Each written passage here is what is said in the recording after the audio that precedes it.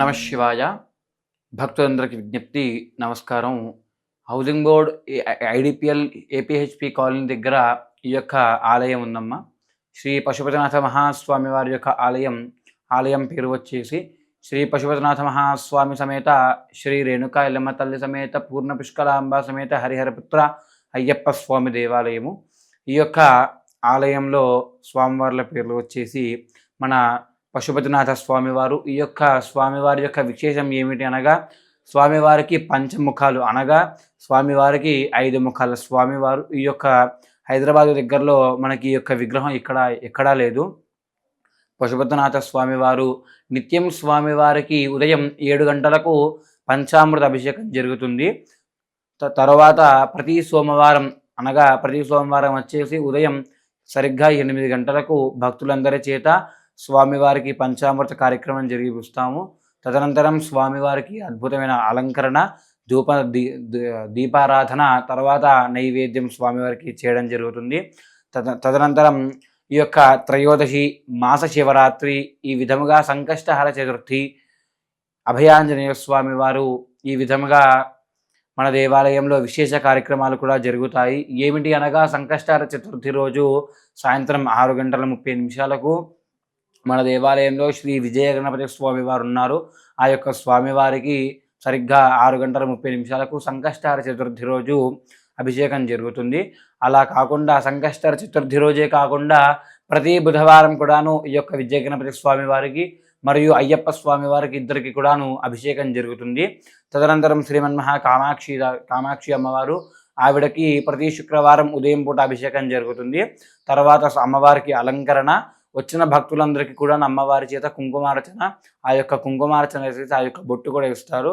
ఆ యొక్క బొట్టు కూడా ప్రతి ఆడవాళ్ళు సుమంగళానికి పెట్టుకోవచ్చు. తర్వాత వచ్చేసి అభయాంజనేయ స్వామి వారు మన యొక్క దేవాలయంలో ఉన్న విగ్రహాల పేరు ఏమిటి అనగా, శ్రీమన్మహా విజయ గణపతి స్వామి వారు, పశుపతినాథ స్వామి వారు, కామాక్షి దేవత, తర్వాత సర్వమంగళదాయకుడు హరిహరపుత్రుడు, తర్వాత అభయాంజనేయ స్వామి వారు కూడా ఉన్నారు. ఈ యొక్క అభయాంజనేయ స్వామి వారికి విశేషం ఏమిటి అంటే, ప్రతి శనివారం అభయాంజనేయ స్వామి వారికి అభిషేకం. ఎవరైనా భక్తులు అభయాంజనేయ స్వామి వారికి 108 తమలపాకులతోని పూజ చేయించుకోవాలనుకున్నా, లేదా వడమాల చేయించుకోవాలన్నా చేసుకోవచ్చు. వచ్చి పంతులు గారిని అడిగితే చాలు, పంతులు గారు చెబుతారు. ఆ యొక్క వడమాల అనేది కూడాను మన దేవాలయంలోనే జరుగుతుంది. కావున వడమాలకు చేసిన వాళ్ళకి పలానా దక్షిణ అని చెప్పి తీసుకుంటారు. ఈ యొక్క ఆలయానికి వచ్చి ప్రతి ఒక్కరు కూడాను ఈ యొక్క స్వామివారి దర్శనాలు పొందవలసిందిగా కోరుతున్నాం. ఓం నమ శివాయ. రాజంటే విరాజంతే అవిశ్రీయాజన గృహే లక్ష్మీరాజయామి శ్రీయామాతకం ప్రజామతి తంత్రి శ్రీరస్తు సమస్త సన్మంగళాని భవంతో నిత్యశ్రీరస్తు నిత్యమంగళాని భవంతః శ్రీమంతో మహాంతో గృహంతో శ్రీమన్మహాపశుపతినాథ మహాస్వామి దేవతాభ్యో నమో నమః. నిత్య ఆనంద కర్పూర మంగళ నీరాంజనం దర్శయామి పశుపతినాథ భగవా.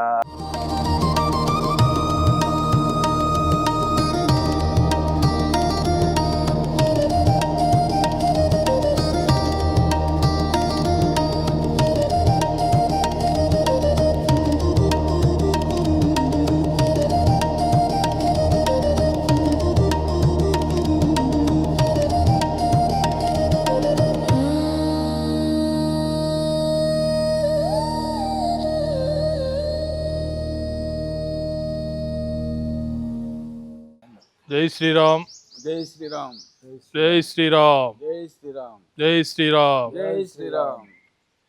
భారతదేశంలో పూర్వకాలం నుంచి, ఆదికాలం నుంచి, పురాణ కాలం నుంచి, పుణ్యకాలం నుంచి మన పెద్దలు పూజ్యులు ఆచరించి, అనుభవించి, రంగరించి మనకు అందించినటువంటి ఈ సనాతన ధర్మం అనేది ఏదైతే ఉందో, దాన్ని ఇప్పుడు మనం అందరం కూడా హిందూ బంధువులందరూ కూడా ఈ సనాతన ధర్మాన్ని కాపాడుకుంటూ ప్రతిరోజు ప్రతినిత్యం ఆలయ సందర్శనకు వీలుని చూసుకొని ఆలయ సందర్శనకు కూడా ప్రతి హిందువు రావాలని, అదేవిధంగా భారతదేశంలో ఉన్నటువంటి ఈ పరిణామాలన్నీ కూడా మనకు ఒక్కొక్కటిగా తెలుస్తూ ఉన్నది. కావున హిందువులందరూ కూడా సంఘటితం కాకపోతే రాబోయే కాలాల్లో ఏం జరుగుతుందో, భవిష్యత్తులో మనం ఏ విధంగాటువంటి ఇబ్బందులు పడతామో, మనకు స్వతంత్రం రాకముందు, అంతకుముందు ఆంగ్లేయులు పరిపాలించే ముందు, అంతకుముందు మహమ్మదీయులు పరిపాలించేటప్పుడు కూడా ఏ విధంగా మనం నష్టపోయామో, ఏ విధంగా మనం ఆ రోజు సంఘటితంగా లేక, హిందువుల్లో ఐక్యత లేక, హిందూ ధర్మాన్ని మనం పరిరక్షించుకోలేక అనేక మంది మన మీద సింపుల్గా రావటం, హిందువులకు మధ్యలో విభేదాలు సృష్టించడం, మనది భారతదేశాన్ని ఒక పక్క నుంచి మొత్తం కూడా మహమ్మదీయులైతే, ఆంగ్లేయులైతే, పోర్చుగీస్ వాళ్ళైతే దాదాపు కొన్ని వందల వేల సంవత్సరాలు మనల్ని బానిసలుగా చేసి పరిపాలించి మన యొక్క సంపదను, మన యొక్క అన్నీ కూడా కొల్లగొట్టి, మన యొక్క సనాతన ధర్మాన్ని కూడా అన్నీ కొల్లగొట్టినా కానీ ఈ భారతదేశంలో సనాతన ధర్మాన్ని కొల్లగొట్టలేకపోయారు. అదే మన యొక్క గొప్పతనం.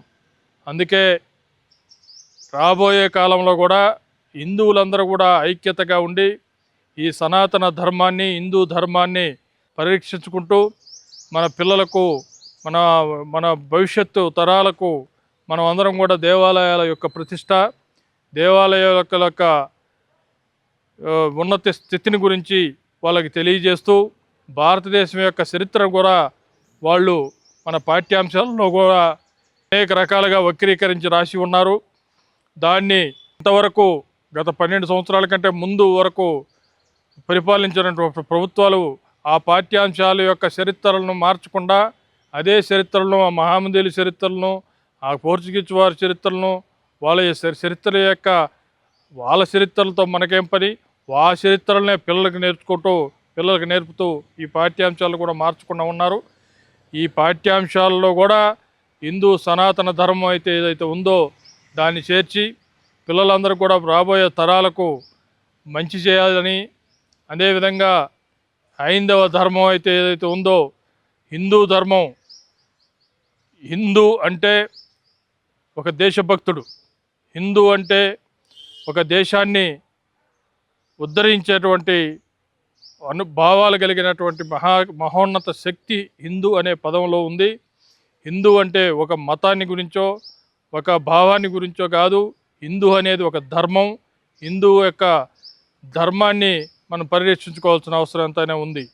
అదే కాదు, మనం ఇంకా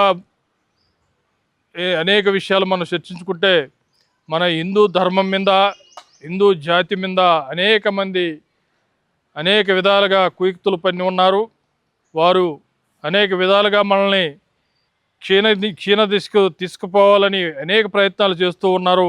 వాళ్ళ ప్రయత్నాలన్నీ కూడా ఈ మధ్యకాలంలో పహల్గాం సంబంధించినటువంటి ప్రోగ్రాంలో మన సింధూర ఆపరేషన్ విషయంలో అయితేనేమి భారతదేశం నిరూపించింది, మనం ఎక్కడ ఏ విధమైనటువంటి తప్పిదాలు చేయం.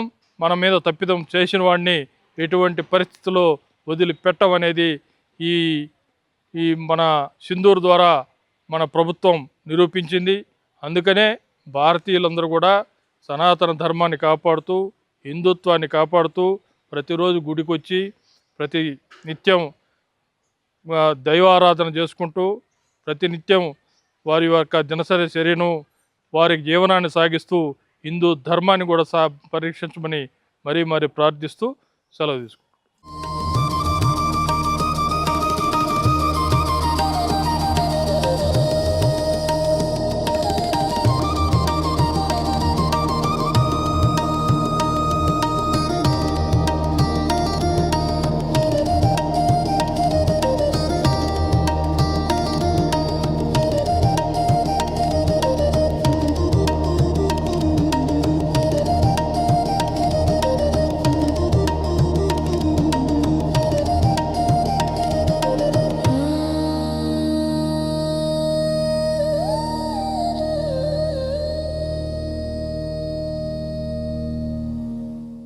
జై శ్రీరామ్. హిందూ బంధువులందరికీ నా యొక్క నమస్కారాలు తెలియజేస్తూ, నా పేరు వేణుగోపాల్. శ్రీవాణి భక్తి ఛానల్ వాళ్ళు మన దేవాలయానికి వచ్చి సందర్శిస్తున్నారు. వారికి మా యొక్క కృతజ్ఞతలు. మరియు మన రేణుకా ఎల్లమ్మ తల్లి మాతాని ఎన్నో రోజులుగా కొలుస్తూ ఆ తల్లి మమ్మల్ని దీవెనలు అందిస్తుంది. ఆ తల్లికి శిరస్సు ఉంచి నమస్కారాలు తెలియజేస్తున్నాం. మరియు మన దగ్గర విజయ గణపతి స్వామి ఉన్నాడు, మరియు అలాగే పశుపతినాథ స్వామి ఉన్నాడు, మళ్ళీ శ్రీ కామాక్షి దేవి గారు ఉన్నారు, అలాగే అయ్యప్ప స్వామి ఉన్నాడు, మన యందు శ్రీ అభయ ఆంజనేయ స్వామి ఉన్నాడు, అలాగే నవగ్రహాలు, సుబ్రహ్మణ్య స్వామి. అంటే మన ఆలయ పరిరక్షణలో వీటిని మంచిగా వీడియో చేస్తూ వీక్షించేలా చేస్తున్న ఛానల్ వారికి మా యొక్క నమస్కారాలు తెలియజేస్తున్నాం. గౌరవనీయులు రామచంద్రరావు గారు చెప్పినట్టు మన హిందూ ధర్మం అంటే మనం చాటి చెప్పాల్సిందిగా, తలెత్తుకొని జీవించాల్సిందిగా ఉంది. ఎందుకంటే మొఘలులు కానీ బ్రిటిషులు కానీ వీళ్ళంతా సనాతన హైందవ ధర్మం మీద ఎన్నో రకాలుగా కుట్రలు పొంది దాడులు చేయాలని ప్రయత్నించిన దమ్ముతో ధైర్యంతో నిలబడింది అంటే అది హైందవ ధర్మం, సనాతన ధర్మానికే సాధ్యం. ఎందుకంటే వాళ్ళలాగా మనము మూర్ఖపు దాడులు కానీ మూర్ఖపు దొంగ దెబ్బలు తీయడం కానీ అలాంటిది మన హైందవ ధర్మంలో, మన సనాతన ధర్మంలో మనకు ఎవరు బోధించలేదు. మనకు నీతి నిజాయితీ ధర్మం ఇది మన భారతదేశం అనేటట్టుగా మన పెద్దలు కానీ పూర్వీకులు కానీ ఆనాడు దేవుళ్ళ కాలం నుంచి వస్తున్నటువంటి ఆనవాయితీ ఇప్పటికి కూడా మనం వాళ్ళను చూస్తూ చూస్తూ చూస్తూ సద్దుమణిగి ఉంటున్నాం. ఒక్కసారి హిందువులందరూ ఐక్యమై ఒక్కసారి వాళ్ళ మీద కన్నెర్ర చేస్తే ఆ కంటి చూపుకి మాడి మషైపోయే రోజు త్వరలోనే ఉంది. ఇలాగే నైతిక దాడులు కానీ భౌతిక దాడులు కానీ చేస్తే తస్మాత్ జాగ్రత్త అని హిందూ బంధువులందరి తరఫున హెచ్చరిస్తున్నాం. మరియు మన దేవీ దేవతల విషయానికి వస్తే ఒక్కొక్కరు ఒక్కో రకంగా కొలుచుకునేటట్టుగా కొన్ని వేల లక్షల దేవతలు దేవుళ్ళు ఉన్నారు. అంటే మన హిందువులు ఎవరో ఒక్కరే దేవుడు అనేది కాకుండా ఒకరికి నచ్చినట్టుగా ఒక దేవుడు, ఒకరికి నచ్చినట్టుగా ఒక దేవత, ప్రతిరోజు కొలవడానికి ప్రతిరోజు మనకు పండగలే ఉంటాయి. ఈ సనాతన ధర్మంలో పుట్టినందుకు నేను గర్విస్తున్నాను. హిందువుగా పుట్టాను, హిందువుగా జీవిస్తున్నా. ఈ హిందూ పుట్టుక నాకు ఆనందంగా ఉంది. జై శ్రీరామ్. ప్రతి హిందువులు కూడా ఈ హిందూ పుట్టుకకి అర్థం మీరు మారుపేరుగా పెట్టుకొని దానికి ఆనందాన్ని ఇస్తూ మీరు ఆనందంగా ఉంటూ దేవీ దేవతల ఆశీర్వాదాలు పొందుతారని కోరుకుంటూ జై శ్రీరామ్, జై హింద్.